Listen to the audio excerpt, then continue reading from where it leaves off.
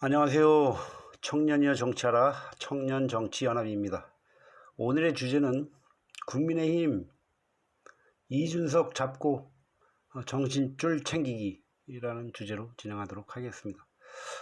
이준석 하나 잡겠다고 국회의원 100명이 넘는 집권 여당이 우왕좌왕 쩔쩔매는 꼴이 참 애처롭기 짝이 없습니다.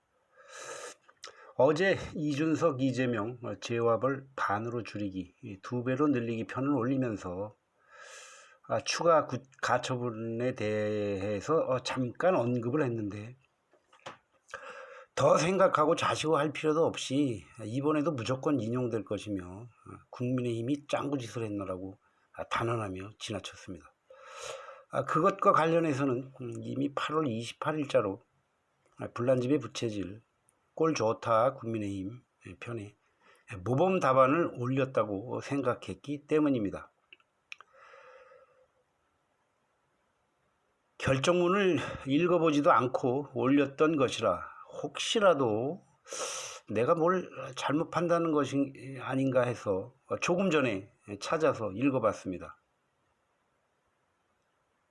그거 읽어보고 난 바로 뒤 제가 어떤 행동을 했을까요? 내가 지금 꿈꾸고 있는 건가? 내 꿈인가 생신가 볼을 다 꼬집어 봤습니다. 야, 어쩌다가 지금 이런 나라에 지금 내가 살고 있는지 정말 참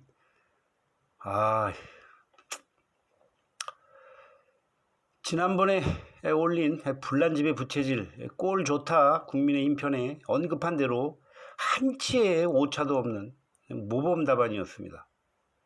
국힘의 도대체 법률가가 한두 명이 아닐 텐데 왜 이렇게 멍청한 짓거리를 하는지 도무지 믿기지가 않네요.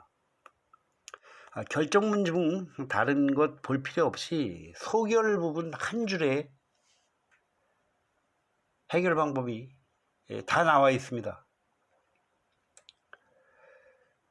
새로운 당 대표를 선출할 경우 당원권 정지 기간이 도과되더라도 채권자가 당 대표로 복귀할 수 없게 되어 회복할 수 없는 손해가 발생할 우려가 있으므로 보존의 필요성도 소명된다. 결국 이준석의 그 복귀를 막는 요소가 있으면 안 되니까 그거를 제거해야 된다는 얘기죠. 참, 무슨 위기를, 당의 위기를 보강하느니, 무슨, 백날 그 소용없어요. 이준석의 권리를 침해하기 때문에 지금 나오는 거니까 이준석의 복귀 권리를 막지 않으면 그게 핵심인 건데, 이걸 해결하는 방법은 두 가지가 있습니다. 이준석의 복귀를 막는 당 대표 역할을 하는 그 자리를 임명하지만 않으면 됩니다. 첫 번째 방법은 윤리위원회 그 징계 직후 그 권성동 직무대행 체제 똑같아요. 그걸로 그냥 가면 되는데 왜 일을 이렇게 만들었나 몰라. 참. 그 상태에서 그 권성동이 맡았던 그 대표 위치만 직무대행이든 뭐든 대표만 빠지고 복수의 최고위원회 비상대책위원회로 운영하면 됩니다. 편의상 9명이라고 해서 설명을 드릴게요. 그러니까 권성동 그 직무대행 체제 그 상태에서 그때는 권성동이 대표 역할을 했잖아요. 그 대표를 빼버리고 9명만 가지고 그냥 하면 됩니다. 아니면 다른 방법은 이준석이 복귀하는 그 시점 직전까지 언젠지 모르겠네. 예를 들어서 이준석이 3월 말까지라고 한다면 그 무렵까지 당원 당규에 따라 당을 해산한다는 의결을 하면 됩니다. 그러면 완전 무결한 위기 상황 되는 거 아니에요. 이 둘 중에 한 가지 방법을 택하면 당 대표 복귀를 막는 어떠한 조항도 없으므로 일단 이준석의 손과 입을 묶어둘 수 있습니다. 국민들 좀 조금 덜 피곤해집시다. 그런 사이에 이준석이 복귀해서도 당의 대표로서의 권한 행사할 거리가 없도록, 이거는 저 이준석이한테만 그러는 게 아니고 다른 사람이 당의 대표가 되어도 마찬가지로 인사나 공천 등을 혼자서 결정할 수 없도록 의사결정 방식을 저 9명 공동 의사결정 체제로 그대로 밀고 나가면 됩니다. 그 대신 그 9명 중에서 3명을 지정해서 그들이 만장일치로 우선 결정하도록 하고, 그 3사람이 만장일치로 결정이 안 되는 사안에 대해서만 9명이 의결하는 방식을 택하면 되죠. 이렇게 되면 9명에서 이준석이가 복귀한다고 하더라도 이준석이든 다른 대표든 9명, 10명 중에 한 개의 의결권 외에는 별다른 권한이 없으므로 대표 자리 놓고 싸울 일도 없어질 거예요. 어떤 당 대표를 하기 위해서 얼굴 뒤밀고 할 때는 그땐 대표가 있어야죠. 그 실질적인 권한이 그냥 대표고 뭐고 최고위원 그 9명, 10명 중에 한 의결권만 줘버리면 되는 거예요. 그 대신 그 우선 의결권도 그 3명을 골라서 그 사람들이 만장일치로 안 되는 사안에 대해서만 9명이 의결하는 방식을, 시스템을 만들어 놓으면 이준석이 들어와서도 결국은 그 9명, 10명 중에 10분의 1밖에 못하는 거 아니에요. 그러면 뭐 별 다른 권한도 없으니까 이준석이도 길을 쓰고 들어오려고 안 하겠지. 근데 결국은 이게 공천의 문제가 핵심이고, 서로들 공천에 그 행사하려고 다들 저기 하는 거 아니에요. 그걸 거기서 벗어나야지. 이 공천 제도가 획기적으로 바뀌지 않으면 이건 뭐 어느 정당이나 결국엔 도루묵일 텐데, 아무리 민주적이고 공정한 방법이 있다고 하더라도 과연 이게 기득권자들이 이게 수용하겠느냐의 문제인데, 자, 갖다 쓰든 말든, 뭐 국힘에서 안 쓴다면 뭐 나중에 다른 당에서 참고하든 뭐 저로서야 밑지와의 본전일 테니 일단 떠들어는 보겠습니다. 각 선거구마다 복수 지원자 한 5명을 미리 받아서 그 5명끼리 경쟁을 하든 양보를 하든 타협을 하든 후보 등록 직전에 최종 승자를 결정하는 방식을 택하면 됩니다.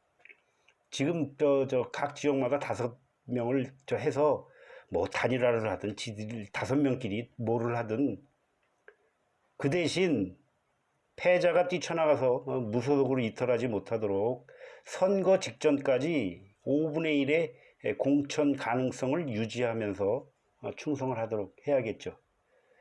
이 5분의 1의 가능성과 경쟁력을 갖추기 위해서 서로 건강한 경쟁이 될 테니까 늘 활력이 유지되고 꼰대당에서도 벗어날 수 있을 것입니다.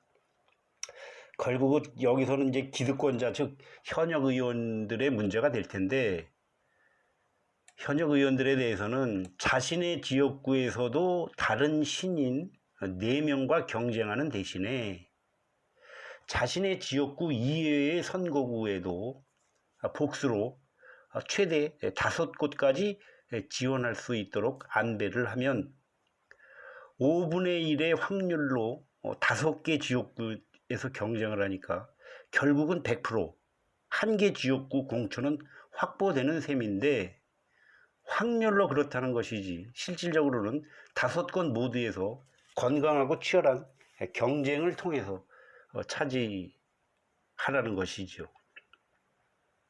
이러면 당 전체가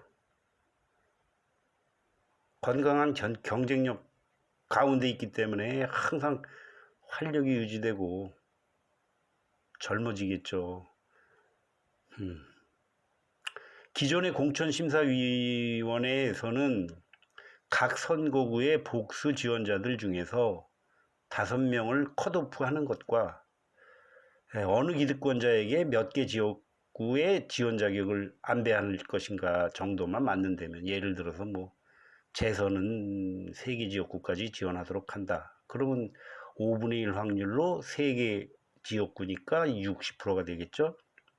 뭐 3선은 뭐 한다거나 저 5개로 한다거나, 아니면 그걸 거꾸로 한다거나, 아니 뭐 그건 그 뭐 공천심사위에서 나름대로 알아서 정하면 되는 거죠. 그런 방식으로 가지지 않으면 지금 기존의 방식에서는 맨날 도루묵밖에 안 된다고 저는 봅니다. 이게 희망이 없어요. 지금 혹시 지금 이 아이디어를 사용하겠다면 그 우선권을 그 조수진, 허은아, 그리고 그 멀쩡하게 생긴 그 젊은 남자, 그 TV 패널로 자주 나오던데 이름은 모르겠고, 그 이준석, 옹호 성향이 김모였던 것 같은데, 김모 잘생겼어요. 잘생겼고 젊고. 그래서 그 친구하고 조수진, 허은아 이렇게 3명에게 제가 우선권을 드릴게요. 그러면 이 아이디어 갖다 쓰세요. 만약에 도움이 된다면. 이 3명이 만장일치로 나머지 그 6명의 최고위원을 선정하는 방식이면 난 무리가 없을 거라고 생각합니다.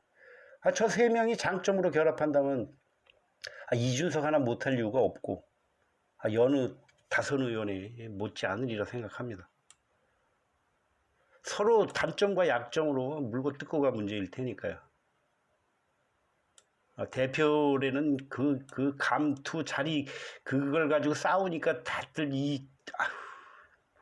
실질적으로는 그 역할만 하면 되는 거죠. 최고의사 결정으로. 보고 싶지도 듣고 싶지도 않은 정치권에서의 이 짜증나고 피곤한 모습들, 쓰레기통에 처박아 버리고픈 심정으로 몇 마디 떠들었습니다. 여기까지 함께 해주신 여러분 대단히 감사합니다.